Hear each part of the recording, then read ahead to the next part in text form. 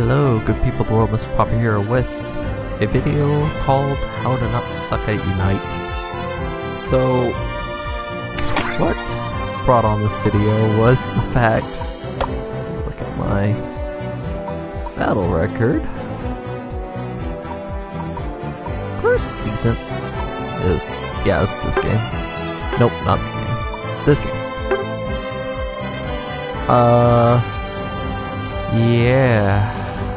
This game was interesting. I guess no offense to the Azuriel, but yeah, the player did not play the game well. It was a ranked game, of course, and I'm a master player of like 14 something, so, and it was bad. So essentially, I'm gonna make a video on just some basics. We're gonna jump into an actual ranked game, 1430, and just give some pointers and stuff. Yeah, it was a bad game. I mean, got his Pokemon to 15, but left me stranded in fights. Didn't help Dreadnought or Rotom fights at all. But somehow managed to steal the Zapdos at the end to get the win. So, I don't know. It was weird. And who knows, I could be tripping too, because since I chose Mr. Mime, and his new kit is based around having, say, a partner usually. I don't know. It could be my fault too, but I don't know.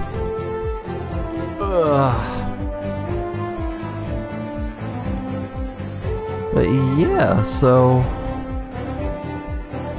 also with the Mr. Mime thing too, it's like I'm going with Guard Swap and Psychic, so, which is usually a nice kit to have for team fights and stuff. Yeah, hopefully this won't take too long. It is almost about 3 in the morning, so hopefully I get a game in real quick and we'll just talk about some pointers.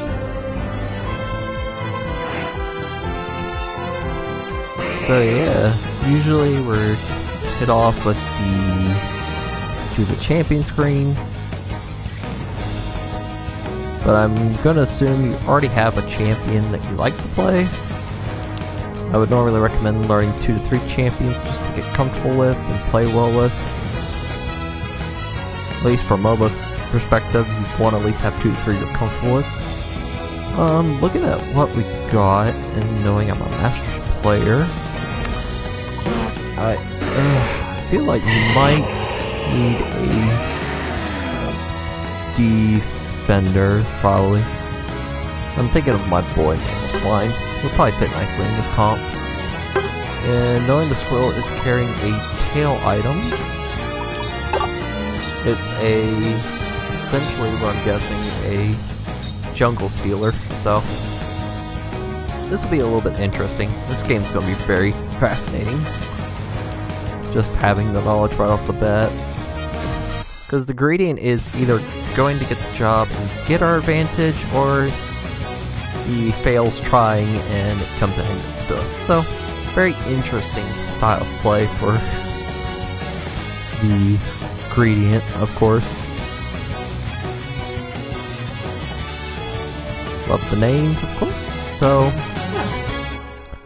But I feel like a tank's more appropriate for this comp a little bit, the need, so yeah, we just start the game.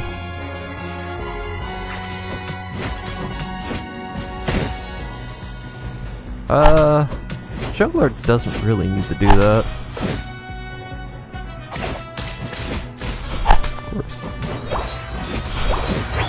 Of course, we come up here to contest the middle. Immediately trying to get the Ezra.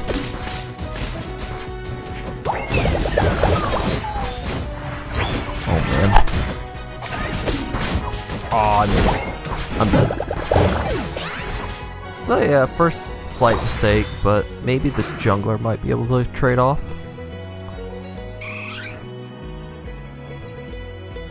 Yeah, that's totally my fault of overextending a little bit. Of course, Hoopa steals the berry. here to collect farm at least.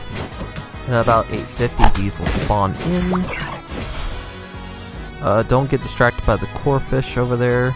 Might want to go towards the middle to test bees at 8:50.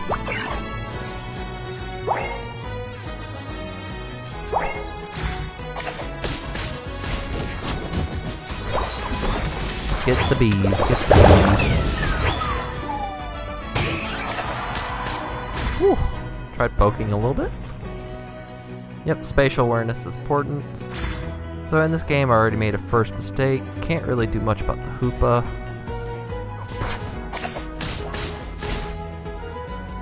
I was trying to see if I could steal that. Yeah, usually for the start of the game you want to try to contest the middle one.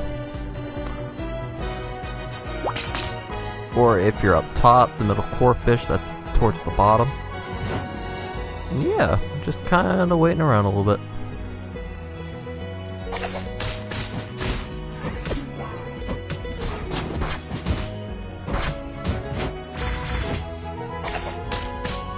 Tell him to go away. He was trying to steal farm. Being situationally aware of things. Very important. It's level 5 now. Gonna go with the ice crash radiation.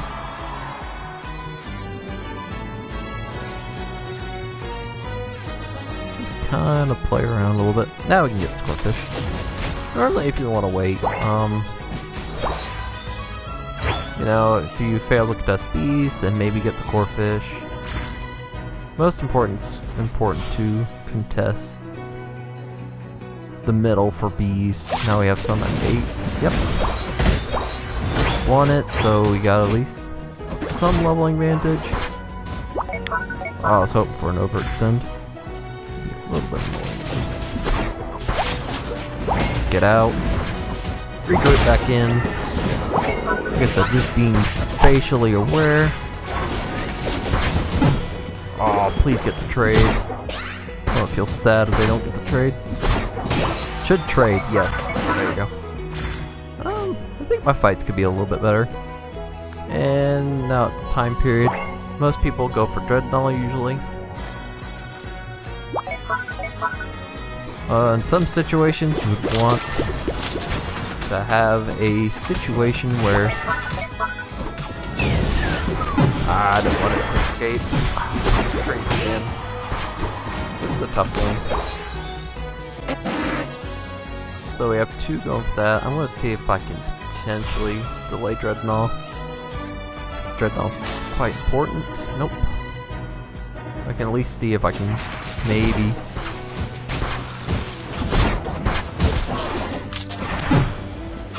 potentially try to stop scoring a little bit. Of course, a 5e1 is not probably smart. It's kind of good at making slight mistakes too. Just to show most games aren't usually perfect in a sense, but that's the point of learning. So essentially at this point lanes don't matter. The laning phase is over. And the main point is to try to find farm and get farm. Essentially. Ooh. Oh, I missed the Shadow Ball. Kinda go with Squirrel Boy a little bit. See if we can potentially score. Add some pressure. Nice steal.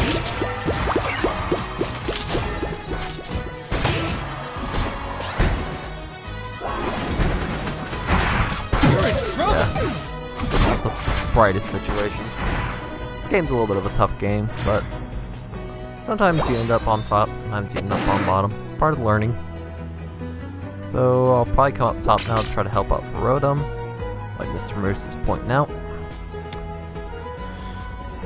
Yeah, just some overall simple things. Ah, I missed the frozen. Back off. Nothing I could really do there. There's really no need to surrender at this point, because it's still 2 minutes before Zapdos. I guess if you lose Zapdos, maybe you could argue for a surrender. Also, there's really no point in attacking Rotom at this point stage up here in the pressure. Should have waited a little bit before the Rotom to get down towards the goal zone, but I'll take this up as a little opportunity. Now I got my Unite. For me, the goal is getting to level 9 usually, so as a Mammal Swine to get my Unite. My Unite move at least gives buffs. It's also very helpful in fights. Oh, this might be lost. Yep, tough game, but I can at least farm a little bit. It's about the 3-minute mark. Maybe potentially. Never mind, I guess my squirrel's not going to steal. There's no need to surrender, just not yet. Don't give up! Depends on how this plays out. But yeah, at this current stage, lanes don't really matter.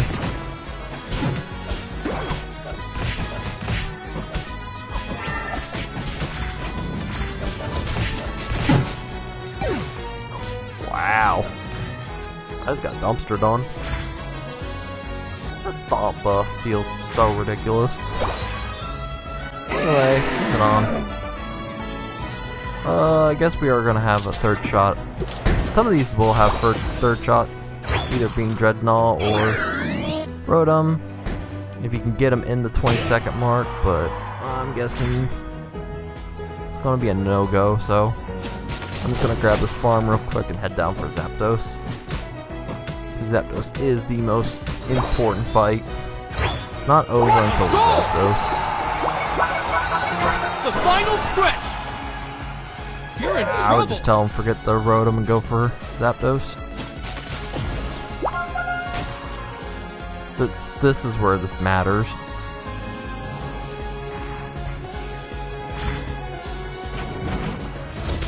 I'll try my absolute best.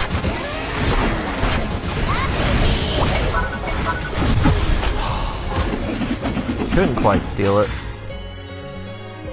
But it's also strange because, you know, it's like I said, they should have just let that go in and head towards the center. So that's like a whole team thing. Now you can call it if you want, because this game is actually done now. Yeah, you can't beat. This game's done. Now we'll actually vote for surrender because don't give up! So I guess the main mistake for that one was them focusing on Rotom when they should have just let it go in and go for Zapdos, because if you get the Zapdos, you're going to win, essentially.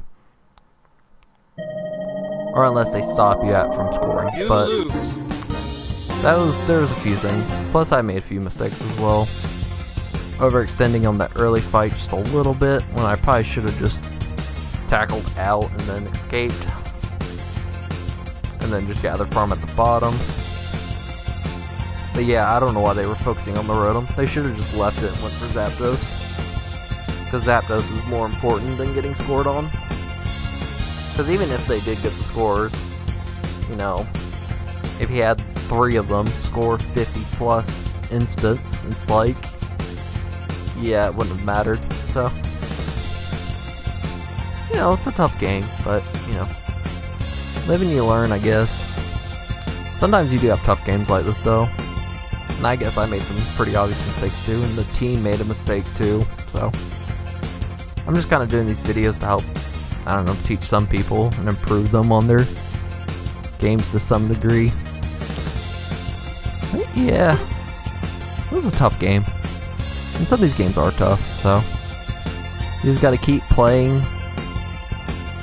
And also another thing too, the appropriateness on when to surrender. That was an appropriate time because, well, it was a clearly lost game. There's just some games where people can't distinguish that, so they keep spamming it, and it's like, just keep playing the game until it's actually at a total loss. Because there's sometimes you can have some amazing comebacks on this and win the game. And it's like, you tried to surrender while the whole team pretty much won the game. So, I don't know. I guess this will be my first video, and I'll just kind of maybe do a few more, I guess. But, you know, if you like the video, leave a like and subscribe. Pop her out. Peace.